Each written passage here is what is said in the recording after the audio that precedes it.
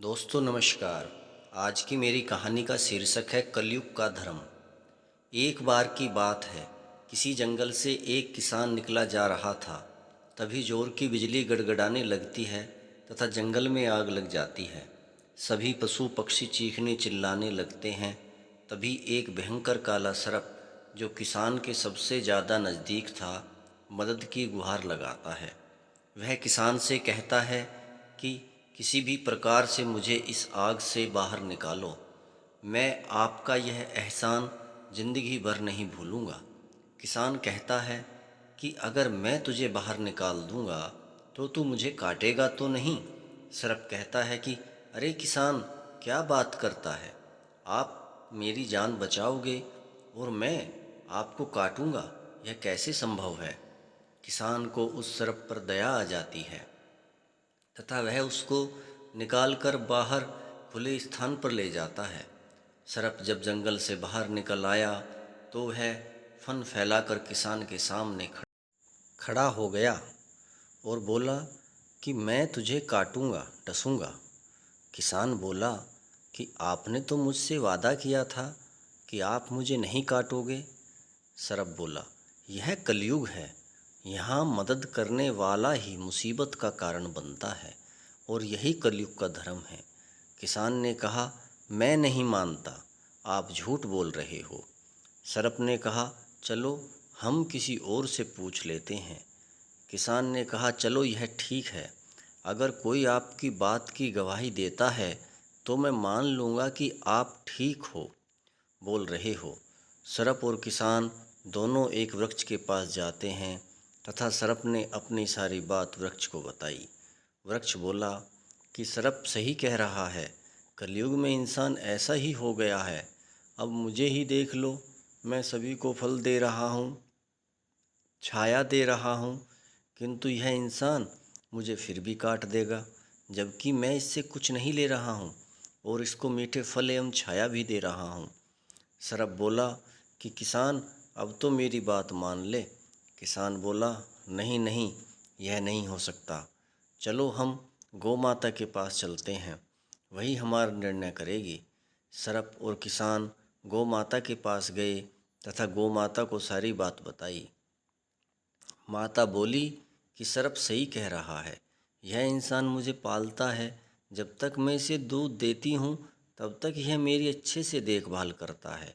मैं इसके लिए बछड़े भी देती हूँ और बछिया भी देती हूँ ताकि किसान को दूध मिलता रहे, किंतु जब मैं दूध देना बंद कर देती हूँ, यही किसान मुझे जंगल में आवारा छोड़ देता है या कसाई को काटने के लिए दे देता है।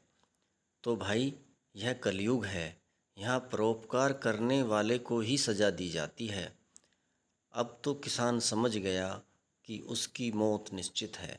अतः किसान ने सर्प से कहा कि ठीक है भाई, पर मेरी आपसे एक विनती है कि मैं आखिरी बार अपने घरवाली के दर्शन करना चाहता हूँ, क्योंकि मेरी अभी नई नई शादी हुई है। सर्प ने कहा कि इस बात का क्या भरोसा है कि तुम वापस आ जाओगे? किसान ने कहा, तो ठीक है, मैं आपसे वादा करता हूँ कि मैं लौट कर आऊँगा। सर्प ने कहा कि अपनी पत्नी से इस बारे में कोई बात नहीं करना, उसे दूर से देखकर ही वापस आ जाना।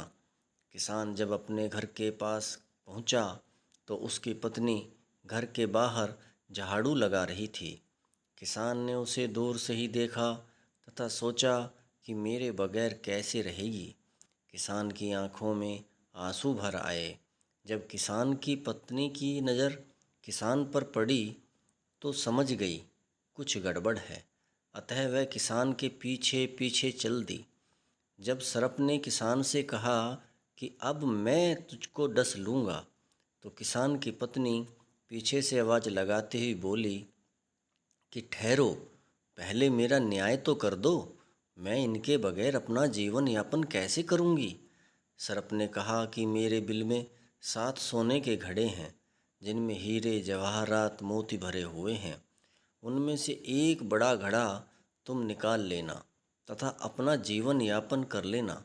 किसान की पत्नी बोली, मुझे विश्वास नहीं है, पहले मुझे आप उन घड़ों में से एक अशर्फी, एक हीरा निकाल कर दिखाओ, तभी मुझे विश्वास आएगा कि आपके पास सोने के घड़े हैं। सर्प ने कहा, ठीक है, मैं अभी बिल में जाता हूँ तथा एक हीरा निकाल कर तुझको देता हूँ। जैसे ही सर्प बिल के अंदर जाता है तो किसान की पत्नी पास पड़ी हुई लकड़ी को उठाकर सर्प के बीचों बीच मार देती है, जिससे उसकी वहीं पर हड्डी टूट जाती है। सर्प ने कहा कि आपने मेरे साथ ऐसा क्यों किया? मेरे प्रश्न का जवाब देकर जल्दी से मुझे मार दो और मुझे मुक्ति दो। किसान की पत्नी ने कहा कि यह आपसे ही सीखा है। यही कलयुग का धर्म है कि अधर्मी को, दुष्ट को, पापी को साम दाम दंड भेद किसी भी प्रकार से मार देना चाहिए, उन्हें छोड़ना नहीं चाहिए। इस प्रकार किसान की पत्नी ने उस दुष्ट सर्प को मारकर अपने पति की जान बचाई। दोस्तों, अगर कहानी पसंद आई हो तो प्लीज़ अभी लाइक कर दीजिए। इस कहानी से हमें शिक्षा मिलती है कि हमें दुष्ट व्यक्तियों पर, पापी व्यक्तियों पर, अधर्मी व्यक्तियों पर विश्वास नहीं करना चाहिए। अगर आप इनके चुंगल में फंस भी जाएं तो भी आपको साम दाम दंड भेद अपनाकर इनके चुंगल से निकलने का प्रयास करना चाहिए। यही कलयुग का धर्म है। इस कलयुग में इंसान इसी प्रकार अपनी जान बचा सकता है। धन्यवाद।